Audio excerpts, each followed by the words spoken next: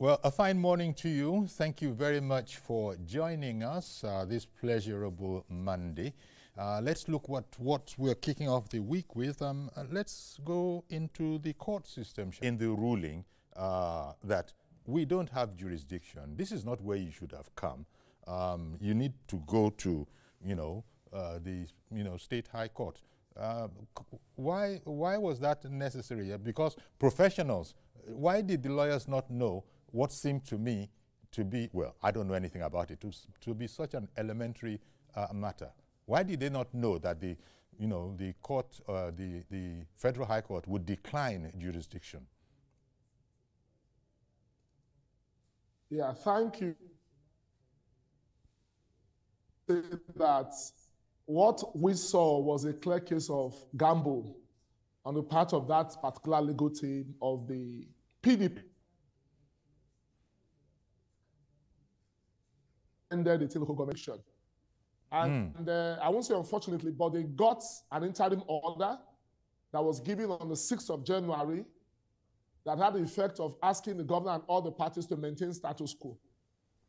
So when we got wind of that, first we had to consider if that was the proper route or the proper legal procedure.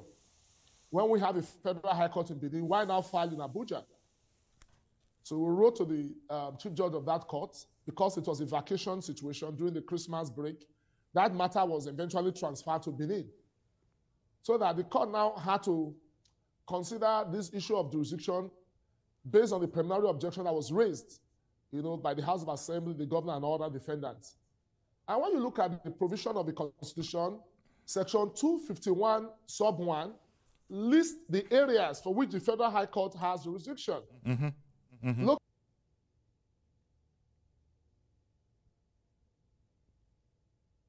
Okay, it does look as if the video froze. Having given that judgment, who would have expected them, right? Who would have expected them to maybe, if they are not comfortable with the fact that they chill against that judgment, but they did not. They not brought this fresh action before the Federal High Court, asking the Federal High Court to enforce that judgment of the Edo State High Court. And what the Federal High Court also said, the Federal High Court is not a place. He must have relied on, some instrument of power. Given the talk about autonomy that's going on now, following, as you know, the president's bill on that, and everybody being happy that we're going to see autonomy now in the local council. Does the governor, can the governor rightly, as he has done, suspend all those people? Yeah, thank you, Yuri. They say every case is decided on its merits. I don't know of other states, but in Edo State, we have a local government law that adds environmental security. And the cumulative amount ran into billions of naira. This local government chairman, after a series of requests and meetings, refused to provide any information on that. Where did that money go? That environmental, that purported environmental security fund, where did it go? Environmental security. Sorry. The same, your guess is as good as mine, but from what we heard, that money was spent for election, for politics, during the 2024 Edo governorship election. Okay. The bulk of that money was spent for that purpose. That was why they went to court. And the pronouncement of the Edo State High Court was on Section 10, not on Section 20. Because Section 20 is very clear. Okay. And in line with the provision of Section 7 of the Constitution. So there is a clear difference between dissolution and suspension, one being more severe than the other. So they still exist, but in a state of suspension, as opposed to dissolution, which will obviate their existence altogether.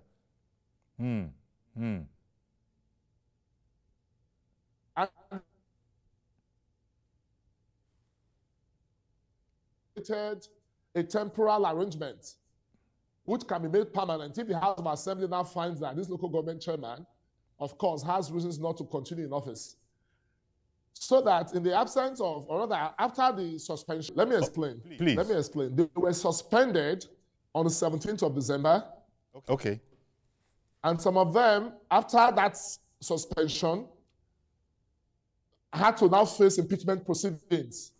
Okay. In their various legislative councils. Mm-hmm. And out of 18, 17 of them were impeached. Okay. Okay. Impeached as chairman, does that mean go back to being a regular councillor or what? I think, please, can you repeat that question? When you say they were impeached as council chairmen, does that then, do they then revert to ordinary, ordinary, And okay. you asked again, what is the fate of the suspended chairman in view of the decision of the Federal High Court? Yes. Yes. But you say I will not disclose our strategy, but because the matter has been transferred to the State High Court, I think they will now pursue their de novo, that's afresh. But for us, we will keep our cards to our chest. Okay. Because as I earlier said, we will give that case a decent burial. Law, like politics, is a game of strategy. It is. At times, it is not in the number of lawyers or the number of years, because the wisdom of Solomon has nothing to do with the age of Methuselah. So when we get to that bridge, we'll cross it. But all of this, commentators are saying, is about, shall we say, a tightening or intensifying Governor Pobolo's hold on, on government and governance throughout the state, even though, there are different, tiers of government. And so that is the speculation that, look, when you come up and you want to take, if you don't have local government, then really for their existence, I mean, that word is very operative, existence. Function, right? Structure and finance. So that even when we now say, oh, financial autonomy, the state still has oversight functions over them. So in the rebellious manner, they said, no, Mr. Governor, you are a member of the APC. We are PDP. You cannot tell us, to bring our records. Whereas the law allows the governor to do that. So that is where I think they failed, woefully. Because if they knew that they could be suspended for such acts of insubordination, flowing from their acts of financial misappropriation or impropriety, I don't think they would have taken that line or told that line. And it's not the first time. Under Shomole, most of these chairmen, local government chairmen were suspended. Under Obaseki, it happened, and they activated the provisions of Section 20, which, as I earlier noted, was made pursuant to Section 7 of our Constitution.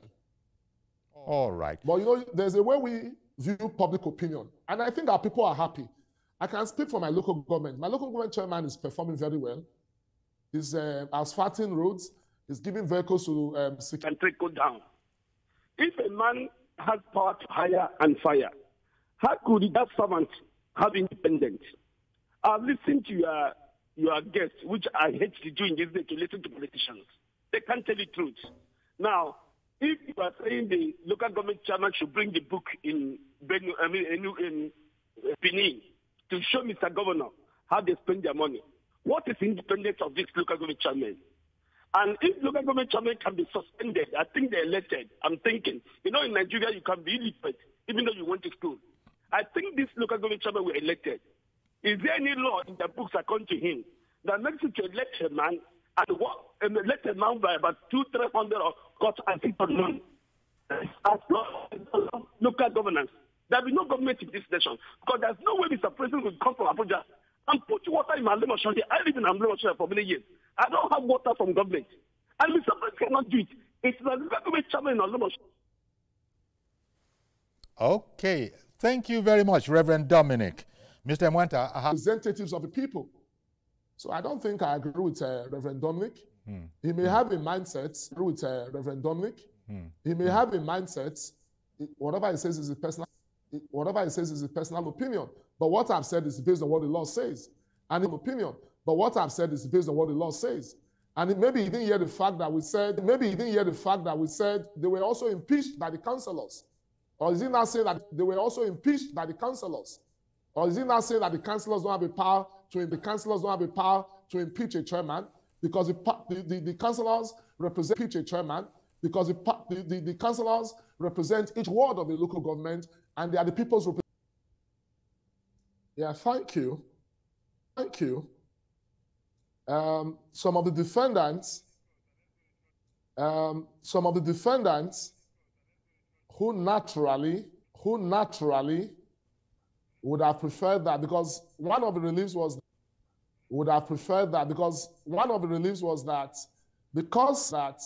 because there was a decision earlier at the Edo State High Court,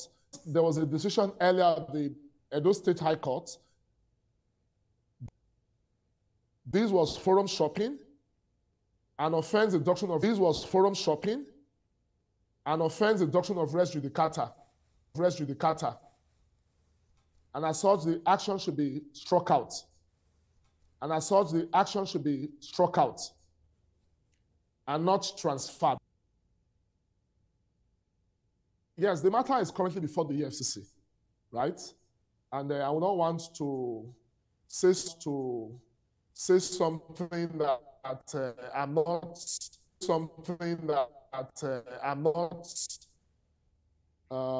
in a position to say. Okay, I get you. The matter is before the EFCC. Okay. So I think the EFCC will be in a better position to comment on that. I hear you. The matter is under investigation. Okay, tell you what, Andrew, let's take a quick break and then we'll be right back to continue this conversation and indeed take calls from, wherever they come from, either diaspora or locally here. Do stay with us, please. We'll be right back. Rated upon how very much out of order they were. I understand you're saying that you don't want to comment on the alleged funds that are the subject of this whole malfeasance. I understand that, but so what's the next step? What's the next step from here? Because you were sorry, sir. I just wanted to be very, very clear for non-legal minds. I wanted to be clear for non-legal minds. This whole matter about the difference between what has happened now and it being struck out. It was not transferred because they didn't even. Okay, he'll explain it. Our guest is the constitutional lawyer.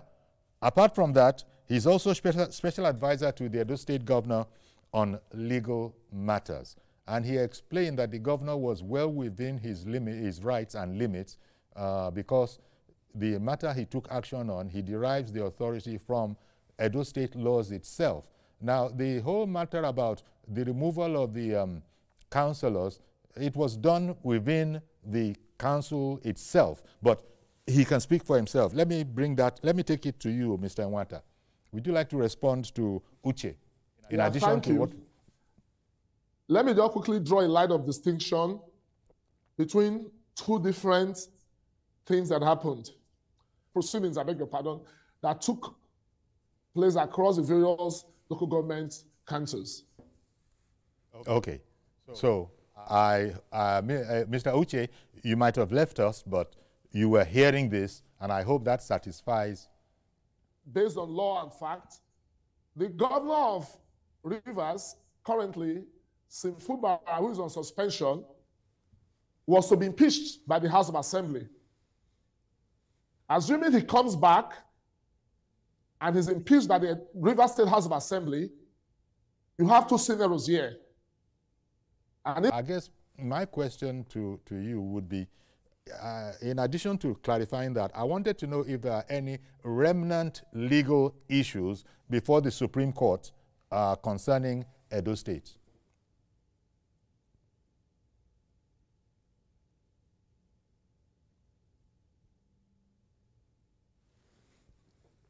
I fear you might not have heard me well, if at all. Okay, I can see that there's a challenge there. Okay, I was asking, is it better now? Can you hear me now? Not really. I can hear you. He's helping us to understand what happened in that court case. And he's, well, Well, Mazi, let me take Mazi Okorafor. The only person who can't hear right now is Andrew, who is the guest. Mazi Okorafor, morning to you, sir. Good morning, sir. Good morning, I guess, in the studio. Honestly speaking, you see what the court is doing is the best option for us. Now, not any small things, people will rush to court. Compounding situation, making court and making election tribunal that as if Johnny just come. A man not think that people should accept at the onset, they will be dragging it. That is all. Andrew, can you hear us yet? Is it any better? Can you hear us, Andrew? Yes, I can hear you now. Oh, okay. Yes, I can hear you. Okay, now there's some sort of a delay. I hope your television is not up. The volume of your television should not be up because that causes its own problems. Okay. I can hear you. Okay. The other inquiry I was making is that is there any remnant of any legal case concerning Edo before the Supreme Court?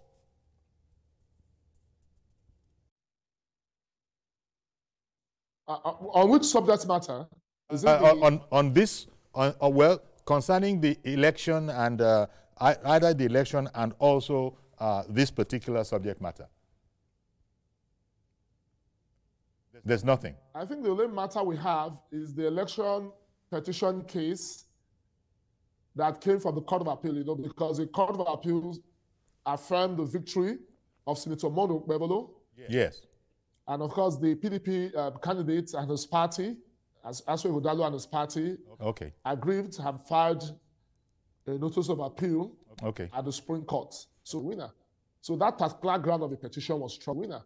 So that particular ground of the petition was struck down. And when you strike down that ground, which is a major ground down, and when you strike down that ground, which is a major ground of their petition, there's no petition. So I know that at the Supreme Court, there's no petition. So I know that at the Supreme Court, the entire appeal will be dismissed. Okay. So that's as you said. Appeal will be dismissed. Okay. So that's as you said. That has nothing to do with the ones that we're talking about now. The local council matter we're talking about is a totally separate affair. My only fear is that you can't hear. Is a totally separate affair. My only fear is that you can't hear me. Yes, it seems clear. Is that Edo people who gave. Yes, it seems clear. Is that Edo people who gave Senator Mondo Gbebolo the mandate, they are pleased with their governor, and the government some idea to carry the whole matter. I've just heard. I know that you can't hear me because that much is clear, but Ogashua in Nasarawa. Good morning to you, sir. Ogashua, if showing in spite of the difficulties, we really appreciate you trying to make it work. Thank you very much. We're going to have to leave it here for now. Thank you very much. We're going to have to leave it here for now. And so that's our program. Do indeed join us tomorrow for a fresh edition. I am Yori Folare. Bye-bye for now.